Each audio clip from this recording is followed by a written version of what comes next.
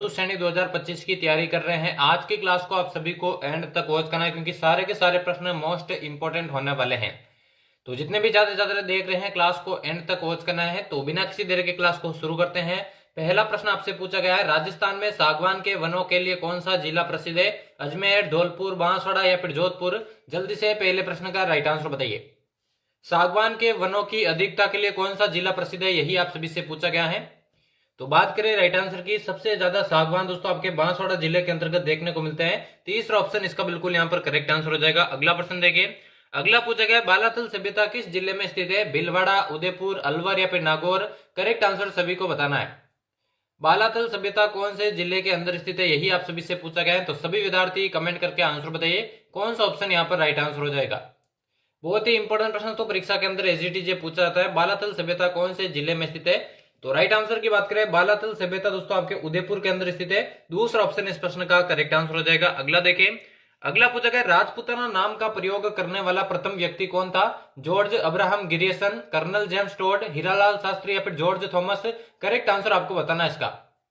कौन से व्यक्ति ने दोस्तों राजपुताना नाम का सबसे पहले प्रयोग किया था, यही आपसे पूछा गया है। तो सभी विद्यार्थी कमेंट करके इस प्रश्न का आंसर बताइए कौन सा ऑप्शन राइट आंसर हो जाएगा। तो राइट आंसर की बात करें, राजपुताना नाम का प्रयोग करने वाला जो प्रथम व्यक्ति था वो आपके जॉर्ज थॉमस था। जबकि अगर आपसे पूछे राजस्थान और राजस्थान शब्द का जो प्रथम बार प्रयोग किया था वो आपके कर्नल जेम्स टोड की था। जॉर्ज अब्राहम गिरियसन ने दोस्तों राजस्थान में राजस्थानी भाषा का प्रथम बार प्रयोग किया था राजस्थान के लिए, ठीक है ना। राजस्थान के लिए राजस्थानी भाषा का प्रथम बार प्रयोग किया था। पहला ऑप्शन इसका यहाँ पर राइट आंसर हो जाएगा। अगला देखिए, पूछा गया, निम्न में से किस दुर्ग को सोनलगढ़ कहा जाता है? जालोर दुर्ग, कुंभलगढ़ दुर्ग, सोनारगढ़ दुर्ग, गागरोन दुर्ग? सभी विद्यार्थी कमेंट करके आंसर बताइए कौन सा ऑप्शन राइट आंसर हो जाएगा। सोनलगढ़ के नाम से कौन से दुर्ग को जाना जाता है? बहुत ही इंपॉर्टेंट प्रश्न दोस्तों। और जिस किसी ने भी दोस्तों सोनारगढ़ को करेक्ट किया है उन सभी का यहाँ पर गलत आंसर होने वाला है। सोनलगढ़ दोस्तों आपके जालोर दुर्ग को कहा जाता है। ये दोस्तों आपके कनकाचल पर्वत चोटी पर स्थित है जिसे सोनल पहाड़ी भी कहा जाता है। पहला ऑप्शन इस प्रश्न का यहाँ पर राइट आंसर हो जाएगा। अगला पूछा गया, राजस्थानी स्कूल ऑफ आर्ट्स कहां पर स्थित है?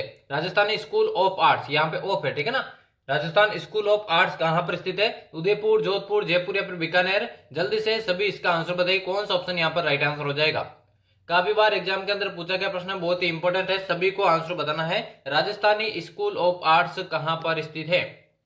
तो इस प्रश्न के राइट आंसर की बात करें, राजस्थानी स्कूल ऑफ आर्ट्स की बात करूं, ये जयपुर के अंदर स्थित है।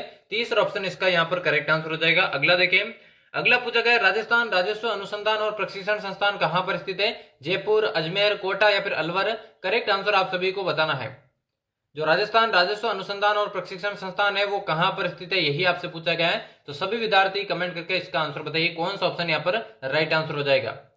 बहुत ही इंपॉर्टेंट प्रश्न तो काफी बार एग्जाम में पूछा गया, सभी को आंसर बताना है। तो राजस्थान राजस्व अनुसंधान और प्रशिक्षण जो संस्थान है वो आपके अजमेर के अंदर स्थित है। दूसरा ऑप्शन यहाँ पर इसका करेक्ट आंसर हो जाएगा। अगला देखिए। अगला पूछा गया, निम्न में से कौन सी बोली पश्चिमी हिंदी और राजस्थानी के बीच समन्वय का कार्य करती है? अहिरवाटी, मेवाती, ढूंढाड़ी या फिर मारवाड़ी? जल्दी से सभी इसका आंसर बताइए कौन सा ऑप्शन यहाँ पर करेक्ट आंसर हो जाएगा। कौन सी बोली है जो पश्चिमी हिंदी और राजस्थानी के बीच समन्वय का कार्य करती है, यही आपसे पूछा गया है। तो जल्दी से सभी इसका आंसर बताइए कौन सा यहाँ पर करेक्ट आंसर हो जाएगा। तो पश्चिमी हिंदी और राजस्थानी के बीच जो समन्वय का कार्य करती हैं वो हो जाएगी दोस्तों आपके मेवाती बोली। दूसरा ऑप्शन इसका यहाँ पर करेक्ट आंसर हो जाएगा। अगला देखिए।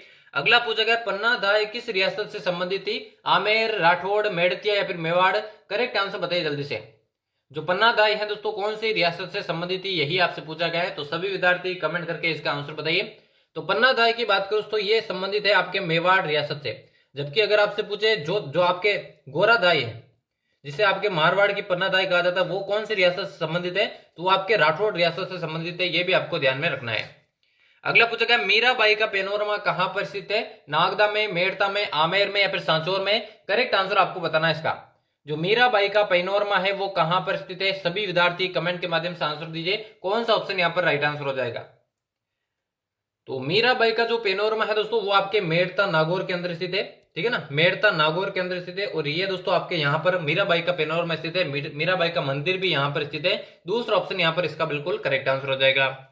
अगला पूछा गया, निम्न में से किस जिले में बालसमंद झील स्थित है? अजमेर, जोधपुर, बीकानेर या फिर जैसलमेर? जल्दी से सभी इसका आंसर बताइए। और क्लास के एंड में बताना यहाँ से कितने प्रश्न आपके करेक्ट होते हैं ताकि आपको अपनी तैयारी का मालूम चल सके। तो बालसमंद झील कौन से जिले में स्थित है, यही आपसे पूछा गया है।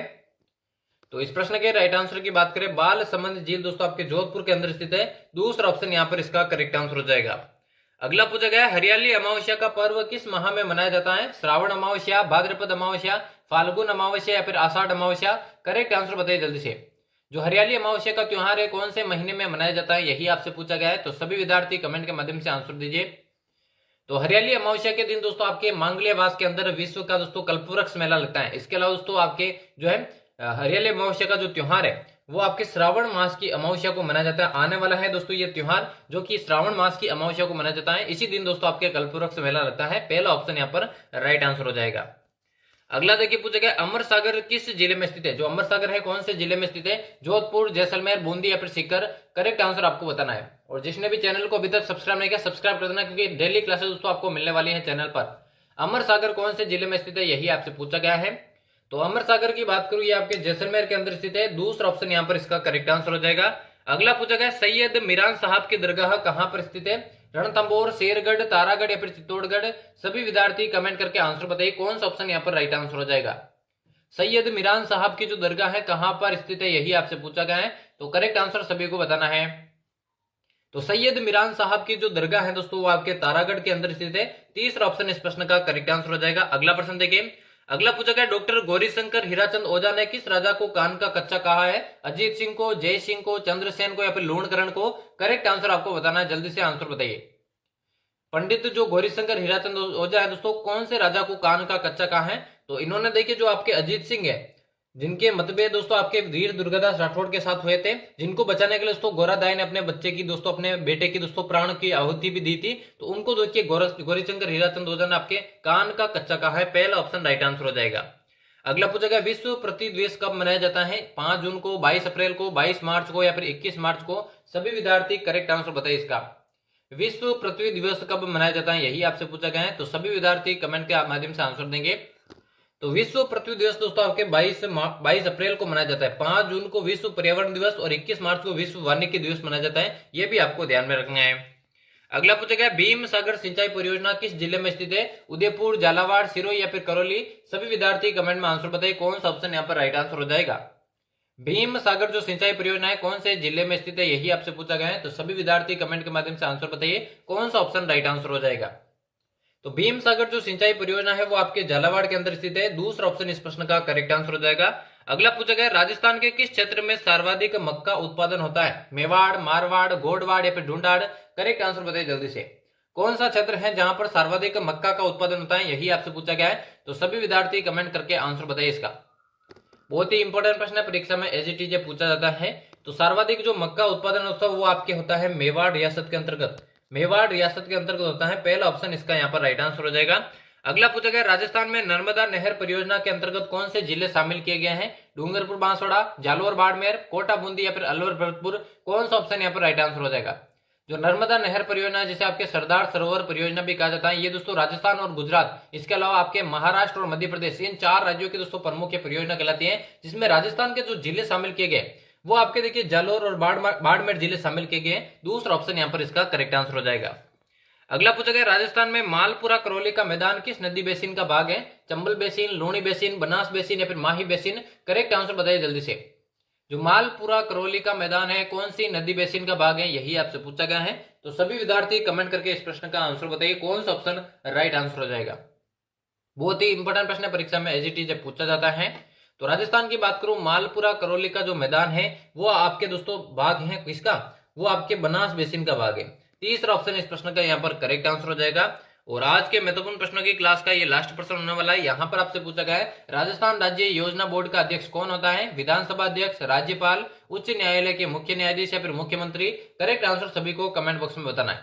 और यहाँ से कितने प्रश्न आपने सही किए हैं ईमानदारी से आपको कमेंट बॉक्स में बताना है, जिससे आपको अपनी तैयारी का मालूम चल सके। तो राजस्थान राज्य योजना बोर्ड का जो अध्यक्ष होता है वो होता है दोस्तों आपके मुख्यमंत्री। चौथा ऑप्शन जिसने भी सही किया है उन सभी का यहाँ पर करेक्ट आंसर हो जाएगा। तो यहाँ पर हमारे चतुर्थ श्रेणी 2025 की परीक्षा के लिए राजस्थान जीके के इंपॉर्टेंट प्रश्नों की क्लास समाप्त होती है। उम्मीद करता हूँ क्लास आप सभी को पसंद आई होगी। डेली चैनल पर इसी तरह की क्लासेस पाने के लिए चैनल को सब्सक्राइब करके बेल आइकन को प्रेस कर दे। तो उम्मीद करता हूँ क्लास आपको पसंद आई होगी। यहाँ से कितने प्रश्न आपने सही किए ये आपको कमेंट बॉक्स में बताना है। अपने सभी साथियों में क्लास को शेयर कर देना। तो मिलते किसी और नई क्लास में, तब तक लेते हैं आप सभी से अलविदा। धन्यवाद।